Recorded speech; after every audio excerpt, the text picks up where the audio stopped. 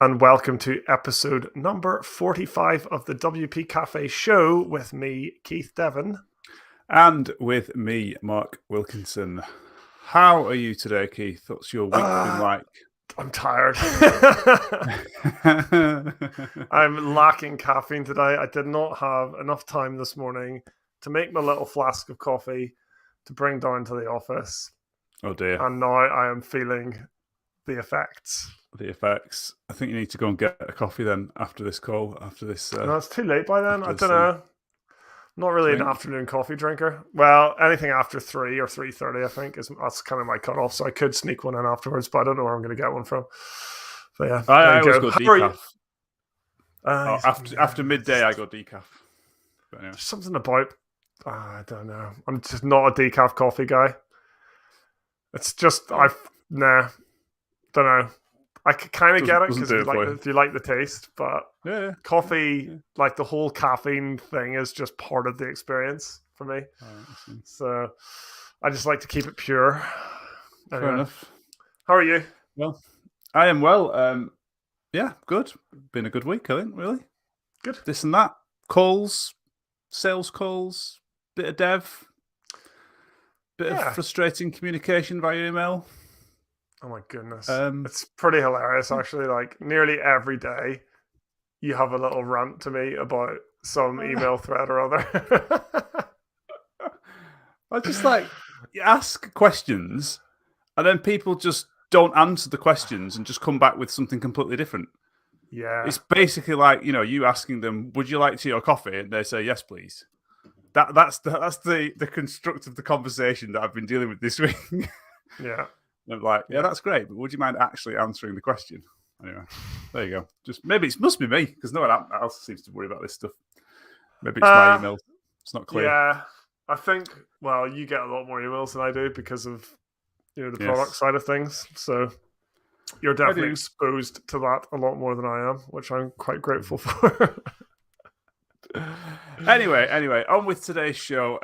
If you are joining us on YouTube Live, thank you very much. I can see we've got Tony and Michael who have said hello in the chat. So if you haven't already said hello, please let us know who you are, where you are.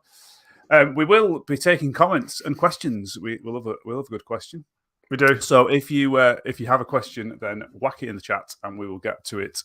But today's episode, we have got a few topics to do. If you haven't already subscribed, please do so. Please ring that bell so that you get the notifications of episodes each week at 1:30. And do think about pressing that like button. Because what happens is that occasionally on Twitter, it's like, oh, I missed this week's show. Well, you wouldn't miss it if you were subscribed and you'd hit the notification bell, would you? We've had a few of them, actually, you must admit, yeah. Yeah. Anyway, that's the housekeeping out of the way. So we've got a few little topics to talk about today, but we thought it would be good to get some questions in. We had some really good questions last week and the week before, and we kind of got stuck into those, so we thought we'd kind of run that part of the show again. People seem to quite enjoy getting the interactivity and getting involved. So we're going to start off with WordCamps. Yeah. Woohoo! So WordCamp London is apparently happening. I believe it is going to be September-ish, I think. Yeah, it sounds like it's going to be towards the end of September so as not to clash with the Netherlands. Right. I think. Just the Netherlands in general or just the Netherlands WordCamp? The Netherlands, I think WordCamp Netherlands or something like that. I saw something, Remkus replied to the WordCamp London announcement and said, please don't let this clash. And yeah, they're like, it should be okay. So yeah, end of September. Very excited by that, I have to say. Me too. I think, well, let us know in the comments, what was the last WordCamp? Ooh. If you've been to a WordCamp, what was the last WordCamp that you went to? I think for me, it was Bristol.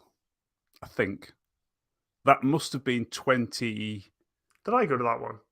No, you didn't come. No. It was 2020. Was it early 2020 or was it late 2019? I can't remember. Wow. But I think it was Bristol. It was at like the uni there, I think. Maybe I'm wrong. Maybe that wasn't the last one. So WordCamp London 2019 must be the one for me. Basically, I don't go to a lot of WordCamps. So it would have been the last London one that was on. Yeah. So looking yeah, forward to it. yeah, that's going to be really, really nice. Like, just to catch up with people again. I kind of don't care about the content at all. I just want to be hanging out with some WordPress people. I think that's all I care about, really. Yeah. So yeah, me too. I haven't seen anyone for so long. It's been really nice to see some folks again. Janice says it was Berlin 2019 and Bristol 2019. Maybe it was 2019, then not 2020. And Kieran says it was Boston 2018. wow, So, cool. I guess wow, is that that's Boston? 5 years ago. Is that Boston, US, or I'm assuming? I don't think we've had one in. I don't think we've had a Boston WordCamp in the UK, have we? Lincolnshire, have we? Yeah. I don't think so. Tony says it's London 2019. Sat with Keith in the canteen for lunch. There you go. Yeah, that was the one. That was the one for me. Yeah, very. Yeah, it was good. Yes, so I'm pretty excited about that. Although, so WordCamp Asia has just finished. I don't know if you followed any of that, Mark. I didn't see any of the content. I saw a lot of tweets. I did. I was the same. I saw lots of pictures of people enjoying themselves. The after party looked quite interesting, which is good. But I think it was all in all like a good event. I think I would love to be in a position just to be like, a WordCamp in Bangkok, yeah, let's go. A WordCamp in Athens, yeah, let's go. A WordCamp, like some people are so I don't know how they organize their lives that makes that just a no-brainer. It's just like, yeah, there's a WordCamp on, I'll go to it. I'll go to it. Like, this time next year, Keith. This time next year. Yeah. No, I don't know. I still think, I don't know. I feel guilty anytime I leave the family for any length of time. If I'm like not taking them with me, it doesn't. I don't know. Maybe that's just me. Fine. Maybe that's just me. I think taking 5 days away feels like a bit. That's a long time. A bit luxurious. And I don't think I could justify going to Bangkok for less than that. Yeah. But how cool would that be? I'd love it. I'd love it. Stanford, is that Connecticut CT? Ooh, I think it might be. I'm probably completely wrong. I'm sorry if I am. 2014. That was a while ago. But yeah, that is a while ago now. Yeah, I'm looking forward to it. I can't wait to go. Sign me up for a ticket. Let's get. Yeah, let's get. And WordCamp London is back up and running. It seems. And what I really like about WordCamp London at the minute is it's kind of gone back to starting from scratch, just as little pub meets, and I think that is lovely. So I'm hopefully going to get to go to one of those at some point in the very near future. Yeah, it's just nice it will be nice to kind of just interact with people again. On that kind of topic, had a really nice call with a guy called Mark Jenkins this week, and he is a UK WordPress developer, and he watches the show, and he just sent me a DM on Twitter and said, really like the show. Some of the stuff you were talking about resonated with me. Would you like a chat sometime? I was like, yeah, of course. And we just had a really nice chat. And that's like, I don't know, nothing may come of it except for connecting with another human being that shares some of the things that you go through in life. And it was just wonderful. Like, yeah. So thanks, Mark, for reaching out anyway. But I think more of us should do more of that kind of thing as well. Like, we don't have to wait for WordCamps and meetups to connect with people. We could do it right now. We could send a message to someone, fancy jumping on a Zoom call, fancy like whatever. It can happen at any time. So yeah, big credit to Mark for just making that happen. So yeah, cool, inspiring. Let's move on. Again, questions. If you've got any questions about WordPress, whack them in the comments. We'll get to them. Any discussion things you want to discuss, want us to discuss, let us know. Yeah. What we've got next? We've got block editor demo video. Now, this has popped up a few times over the course of the coming weeks. And this week in particular. So we had 2 sales calls this week, both of which went quite well, I think. We'll find out, I guess. And in the sales calls, we always find ourselves wanting to demo what we're going to build, essentially. So the client has got an understanding of the sort of thing they're going to be able to use. And part of that, obviously, is demoing the block editor. And what we usually do is we share our screen and either show a past project, but sometimes they're quite custom and therefore it's not appropriate to show like specifics of a project. So often what we do is we just use wordpress.org/Gutenberg or Frontenberg, which is Tom Knowles' sort of like block editor on the front end of a site. So you can just kind of show them the very basics of what the block editor is, how you can select blocks, make settings changes, etc., etc. And I just wondered, like, what would be really good is to send a video to someone to say, this is what you're going to get, like a really slick, like an advert for the block editor, like I think. I just wondered, does anyone use one? Did it exist and I haven't found one? It would be really good to see if you've used one yourself, just to show clients like what it is. Because when you say to them, "Oh, everything's a block," and you're going to be editing blocks of content, and they're not fully sure, are they? And it's good to give them a quick demo or something, and it'd be great just to have a resource that you could just say, "Hey, just go and have a look at that," and it's going to blow your mind, and you're going to be like, "Yes, yeah." want that. I remember I watched one for I don't think it was Webflow. Was it Editor X? Is that like it was one of those? Yeah, I can't remember exactly which one it was, but there was a video, and it was just so slick. It was like something you'd see in like an advert on TV, like for a product. It was really well produced and made, and it made the product look great. And the product might not actually be that great, but we just, as far as I'm aware, we don't have that for the block editor and for full site editing, and like just to kind of to show off WordPress, just like this is what WordPress can do. Like it's mega. WordPress is mega. Like it's huge. So why? It's a big deal. Like, why don't we have things like that? I don't know. Yeah. It's one of the calls earlier this week. They were using Divi, weren't they? And it was like like the old school Divi, which didn't have the front end drag and drop Divi type capabilities. So it was everything like you just couldn't like see what you're editing and everything. And we showed them that, and they were like, "Wow, that's just such an upgrade to what we've got." It would be good to just point them in a direction of a video and say, kind of look at that, and it's gonna be good. That's what you're gonna get. Maybe we should make it. Oh no. Well, I keep thinking that. I don't even know where to start. I've never really engaged. I wouldn't actually make it myself. I think we could come up with the concept, but I think someone else would have to actually produce the video. Yeah. I don't think we're slick enough. What does everybody think listening? Is that something that you'd find useful to send to your clients? Is that something that you think is a shocking idea and you should never send it to clients?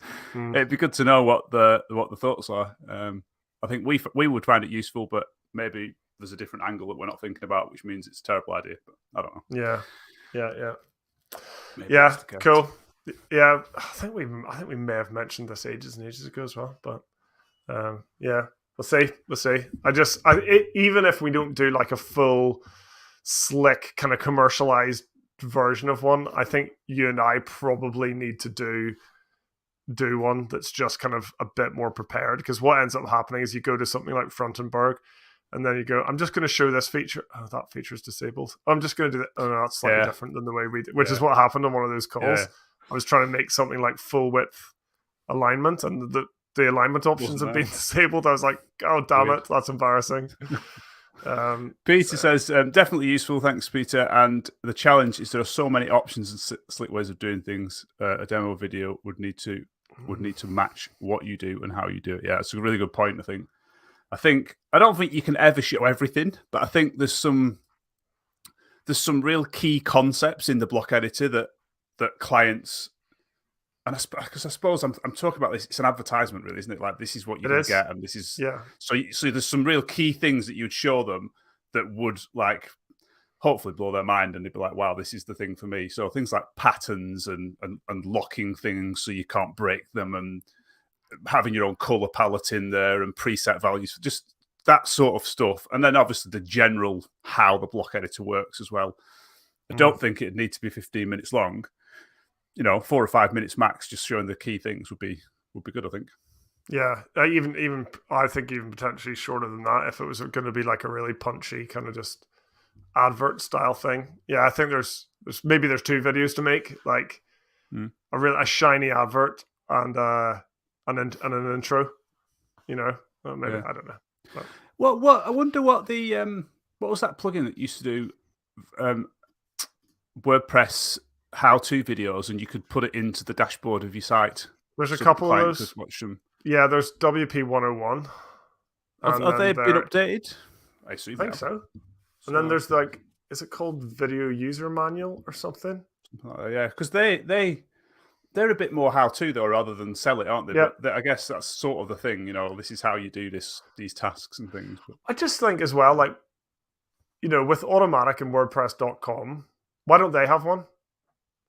With like, why does WP Engine not use some of their vast resources to build this? I don't know. To make this video, I don't know. So that seems weird. But maybe things are changing too quickly and it's out of date the minute it's created. Not sure. Yep. Don't know. Mark, I think it's time for Mark's rant of the week.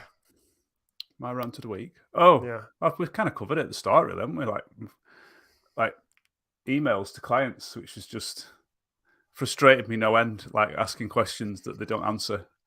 And then there was one in particular, wasn't there? And it was it was a client who I was just trying to book a call. So they filled in like the call booking thing that we have, but they hadn't actually booked a call. So when I looked at it, they were from like Australia, I think it was, or New Zealand or something like that. So I just emailed back and I just said like, oh, have you not, I see you haven't booked a call. What was the issue? What was the issue? The time, the time zone that you were in, and could you tell me the time zone you are in, and then I can try and see if I can fit you in like really early in the morning or something like that. And I just got an email back saying, yeah, thanks, that'd be great. I was like, what would be great? Yeah. Please answer the questions that I've actually asked you. Yeah, this was not a yes or no question. And I was just, and then I sent another one back and I got basically the same response again. And it was just like, oh my God. It's like, would you like a tea or a coffee? Yes. Yeah. Yes. Thanks for that. No, I feel like I've had a few of them this week. I go with weeks, don't I? And then, like one of the weeks there'll be tons of them, and then some will be fine, and then another week I'll have loads of them. So I don't know. Yeah. That's my rant of the week over with. Yeah, fair enough. Well, the other semi-ranty thing I think is around, and you said this wasn't WordPressy enough, but I still think it's relevant. Is around like engagement. So is we're always kind of struggling with social media because we want to be really like authentic and genuine and not using like the latest trick to drive more engagement, because the tricks are all there. You see them, and in the LinkedIn world, the trick is selfie pictures, isn't it? And it's this whole kind of personal brand vibe. So you need to be authentic and like especially vulnerable. If you can be vulnerable, then all the likes are waiting for you, and all the engagement is waiting for you. And it's just funny because you posted a picture this morning, like a post with a little selfie. Made me chuckle. And then you finally get a few likes on LinkedIn. It's in the chat there if you wanted to look at it. And it was basically based on my communications that I've just been talking about. And I just thought I'll post a picture of me looking confused.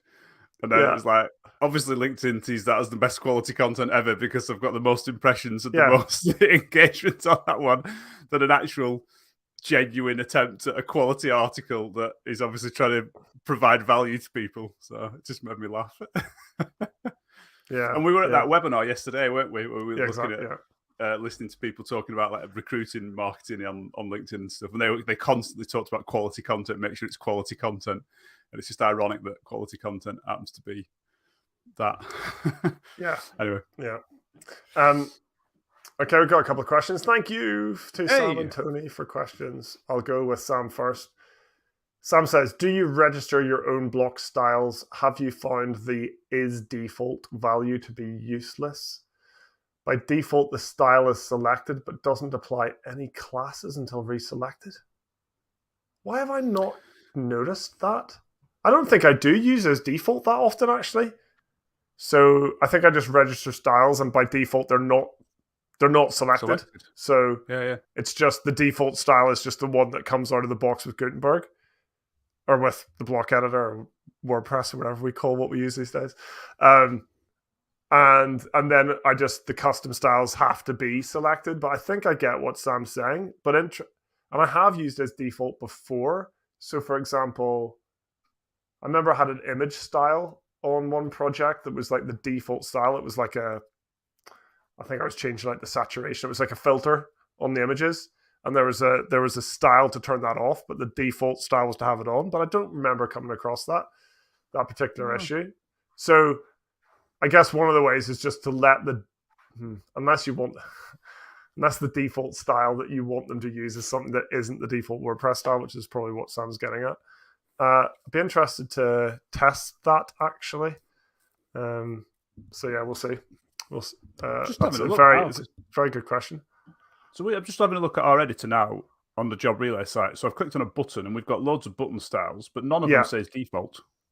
There isn't one that says default. Well, because I don't think I've used is default when I've registered it. Right. So maybe that's the answer. Default is just that it doesn't have a class. Yeah, but I think what Sam's saying is that when someone adds that particular block, they want that style to be the style Selected. Unless it's changed to something else. I understand, yes. I understand. So he's registering a custom style and he wants that to be the default style. Which you can remove or change, but yeah. So very, very interesting. Sorry, Sam, that I don't have a definitive answer to that. I might look into it actually and see if we can chase that one up. Speaking of chasing up, Tony, do you ever need to chase payments? I've one client who owes me a small amount and keeps promising I'll pay this week, but doesn't. What should I do? Mark, any thoughts? Obviously, I'm an expert. What should you do? So my question would be, how long has this been going on for? If it's 1 or 2 times, maybe 3 times, I would probably keep doing the same thing, nagging them for it. If it gets to a point whereby they are not looking like they're going to pay, then I would change tact and in the email to them that you send. 2 things. I wouldn't send it from your email address. I'd send it from billing at or accounts at or something like that. So it looks more official, like you've escalated it to the next level. And in the email, I would say something along the lines of, if we haven't received payment by pick a date, we'll be escalating this to the next level. Let them wonder what that is. But just try that, see if that works, just to try and push it a little bit further down the road. I've got a potential intermediate step before it gets to that, and we obviously don't know what Tony's already tried. Yeah. But I would encourage you to ask them why they're struggling to make the payment, and also say, is there anything that we can do to make this easier? For example, can you pay half now and half in another 2 weeks? Just to show a little bit of, I don't know, empathy on your part, maybe. These things, like they might be in a really difficult situation that they don't want to kind of talk about, or they're a bit embarrassed about, and they do fully intend to pay, but it is actually very difficult right now. I think that depends on happen. Where on that line they are in terms of how many times this has happened. Yeah, exactly. And the other thing, and this would certainly not be something that I would like to do, and I don't know, again, if Tony has done it already, but phone calls, people are much more comfortable just batting things away when they're coming into their inbox. Yep. If they're getting phone calls and they have to explain things in person, that's much, much more uncomfortable for people, and might just, encourage them to make the payment. That would be my next step after that email from accounts at, would be ring them up. So can I speak to whoever's on the invoice and try and deal with it that way? But yeah, difficult situation, isn't it? When you've chased payments, people should just pay things on time, and it would be much easier, wouldn't it? But good question. So yeah, thanks. Do you want to take one of the other ones, Mark? Yes, I can do. X-Salams. How would you migrate the content from another CMS like Wix to WordPress?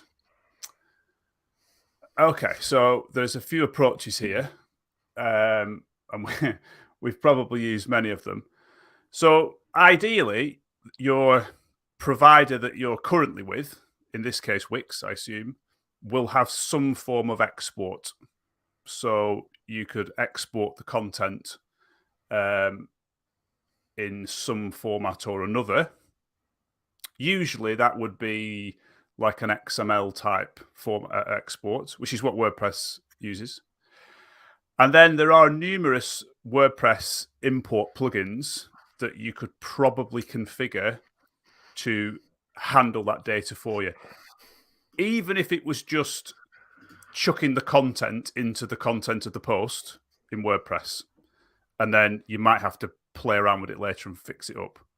So that's a good option. We did that when we migrated a Squarespace blog over to WordPress. So Squarespace had this export functionality that. Well, did it say it was WordPress compatible? I can't remember. It was kind of a WordPress thing. It said it didn't really work very well, but what it did enable us to do is to get all of the content of the blog post into the content in WordPress, or into the post editor in WordPress, and it was in the block editor actually. What we had then to do manually, and again, you could write a script for this, but I wouldn't bother unless you've got thousands of posts. We had to just go in to edit each post manually and just make it format it correctly, basically, so that it wasn't in as a classic editor block. It was in individual blocks and things like that. So, and to be honest, that didn't actually take that long. I mean, it took a long time, but it didn't take as long as you'd think it would take. Yeah. So I think this particular project had about 200 posts and pages if you combined the things together.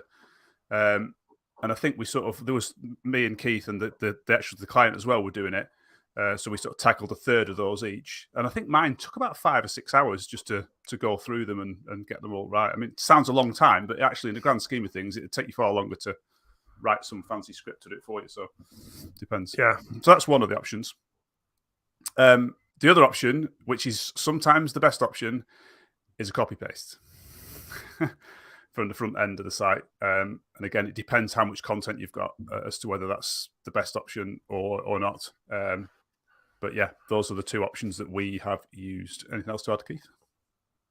Not really. I think there's probably, because we haven't done it from Wix specifically, have we? No. So I'm not sure what they've got in terms of export tools. And I bet there's cleverer people than us that can, you know, like you talk about writing all these different scripts to handle it. Like we're not those guys. So because what I've seen talked about for migrations where there is no export functionality, obviously you've always got access to the front end of the site. So some form of scraper that will grab this div off each of these pages, you know what I mean, and then put it into some sort of export. I've seen that talked about. Again, if that doesn't exist, you've got to write something, and that could take some time depending on how many things you're actually exporting. The copy paste option for us and our projects and the things we've seen is more often not the quickest way of doing it, unfortunately. Yeah. But yeah, it's probably not what you wanted to hear, but that's all we got. It's no magic bullet, I'm afraid. But good luck with your exporting and importing and such. So, yep. Yeah. All right. I reckon we should wrap up before we hit the half an hour mark.